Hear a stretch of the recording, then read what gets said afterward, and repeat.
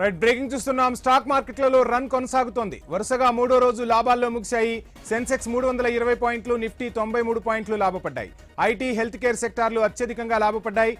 Nifty కీలకమైన 25,400 పాయింట్లపైనే ముగిసింది.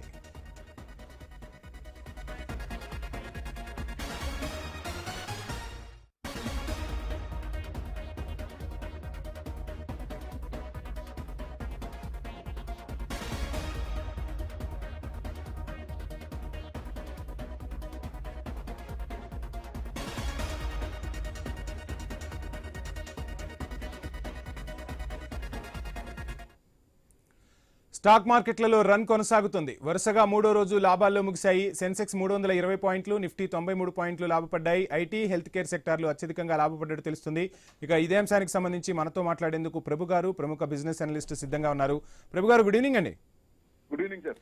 మొత్తంగా చూస్తున్నాం స్టాక్ మార్కెట్ లాభాల బాటలో పయనిస్తుంది. ముఖ్యంగా ఐటీ అండ్ హెల్త్ కేర్లో లాభాలు బాగా వస్తున్నట్టుగా తెలుస్తుంది. సో ఏంటి, ఎలా చూడాలంటారు ఈ ట్రెండ్స్ ని? Love story started between Modi and Trump. So market కి శుభ సూచకం.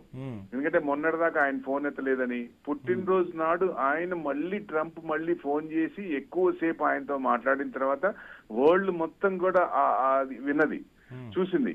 ఇది వీళ్ళిద్దరు మాట్లాడుకుంటే అది మంచి ఇది కదా. ఎందుకంటే మన ఐఆర్సీ స్టార్ట్ అయిన తర్వాత ట్రంప్ వెన్నుపూసలో వెనుకొచ్చింది. ఇండియా కనుక అటు వెళ్తే మనకి ఇబ్బంది అని. ఓ రకంగా మనం కూడా యుఎస్ ని కట్ చేసుకుంటే కష్టం. కాబట్టి దౌత్యపరంగా మోడీగా మన ప్రైమ్ మినిస్టర్ గారు చేసింది 100% రైట్. ఈ ఇండియాకి ఇలాంటి లీడరే కావాలి, అప్పుడే కరెక్ట్ గా ఉంటుంది. ఎందుకంటే అటు యుఎస్ ని వదులుకోకూడదు, అటు చైనాని వదులుకోకూడదు. చైనాతో లాంగ్ రన్ లో మనం ఉండలేం ఫుల్ లెంత్ గా. ఎప్పటికైనా డౌట్, బోర్డర్ ఇష్యూస్ ఉన్నాయి కాబట్టి. అదే యుఎస్ ని వదులుకోలేము, బిజినెస్ ఉంది కాబట్టి. సో ఈ రెండు ఉండాలండి. సో మనం ఆల్ టైమ్ హై, మొన్నటిదాకా భయం ఉండే వస్తుందా రాదా అని. ఇప్పుడు ఇది పారామీటర్స్ అన్ని మారుతున్నాయి కాబట్టి 26,277 ఆల్ టైమ్ హై. దివాళీ లోపలే రావచ్చా అంటే వచ్చే అవకాశాలు, probability high on higher side. Prabhu గారు, చూస్తున్నాం మొత్తంగా మార్కెట్ల ట్రెండ్స్ ఇలానే కొనసాగే అవకాశం ఉందా? దసరా వస్తోంది కాబట్టి ఆటోమొబైల్ షేర్లు ఏ విధంగా ఉండబోతున్నాయి, ఏం చెప్తారు? ఆటో అంటే 22nd దాకా టైం ఇచ్చారు కదా మామూలుగా జిఎస్టీది. అంతకంటే ముందే వాళ్ళు రేట్లు తగ్గించి 22nd తర్వాత అమ్మే రేటుకే ఇప్పుడే అమ్ముతున్నారు, పండగ సీజన్ కాబట్టి. సో ఆల్రెడీ ఆటోస్ అన్ని స్టార్ట్ అయినాయి. డెఫినెట్ గా ఈ సీజన్ కూడా మంచి సేల్స్ అయ్యే అవకాశాలు ఎక్కువ ఉన్నాయి.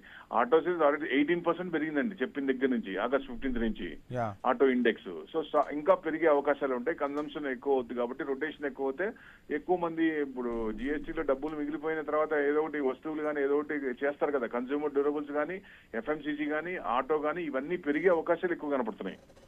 సో మొత్తంగా మోడీ ట్రంప్ మధ్య చర్చలు జరిగాయి, సానుకూల ఫలితాలు కనిపిస్తున్నాయి. ఈ ట్రెండ్స్ కూడా కొనసాగుతాయని చెప్తూ ఉన్నారు. సో ఏ రంగాల్లో ఇంకా మనకు మంచి లాభాలు వచ్చే అవకాశం ఉందంటే ఏం చెప్తారండి?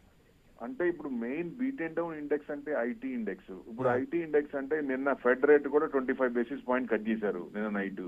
సో నెక్స్ట్ మీటింగ్ కూడా ఇంకో 25 చేయొచ్చు అనేది వాళ్ళ ఎక్స్పెక్టేషన్. అక్టోబర్ లో మనది కూడా ఇంట్రెస్ట్ రేట్లు ఉన్నాయి, 25 బేసిస్ పాయింట్ కట్ చేయొచ్చు అనేది మార్కెట్ ఎక్స్పెక్ట్ చేస్తోంది. ఎందుకంటే ఇన్ఫ్లేషన్ అనుకున్న దానికంటే, ఆర్బీఐ అనుకున్న దానికంటే కింద ఉంది కాబట్టి కట్ చేస్తారు. సో కొంచెం ఫుడ్ ఇన్ఫ్లేషన్ జస్ట్ 0.1% పెరిగింది, పెద్ద అది నెగ్లిజిబులే. సో 25 బేసిస్ కట్ చేయొచ్చు. ఇంట్రెస్ట్ రేట్లు తగ్గించినప్పుడు ఐటీ కంపెనీస్ కి కన్వర్షన్ లో ఎక్కువ మిగులుతాయి కాబట్టి వాళ్ళకి ఎక్కువ ప్రాఫిట్స్, డబ్బులు మిగిలే ఛాన్స్ ఉంటుంది. కాబట్టి ఐటీ ఇండెక్స్, నిఫ్టీ గనక ఆల్ టైమ్ హై దాటాలి అనుకుంటే first IT index plus banking stocks ఇవి బాగా పెరగాలి. ఇవాళ 12 స్టాక్స్ లో, బ్యాంకింగ్ లో 12 స్టాక్స్ ప్లస్ లో ఉన్నాయి చూడండి. లాస్ట్ 3,500 దాకా పడింది, మళ్ళీ ఇప్పుడు పెరుగుతున్నాయి చిన్నగా. సో ఇది పాజిటివ్ న్యూసే. ఇది కంటిన్యూ అవుతున్నా అంటే ఇక ట్రంప్ టెరిఫ్ సెటిల్ అయిన తర్వాత మన పారామీటర్స్ అన్ని పాజిటివ్ లో ఉన్నాయి కాబట్టి ఇట్ ఈస్ అన్స్టాపబుల్. డెఫినెట్ గా మనం దివాళీ లోపలే ఆల్ టైమ్ హై వస్తాం. అన్ని బాగుంటే డిసెంబర్ కి 30,000 కూడా నిఫ్టీ వెళ్లే అవకాశాలు ఎక్కువ కనపడుతున్నాయి sir. Right sir. Thank you sir. Thank you Prabhu గారు.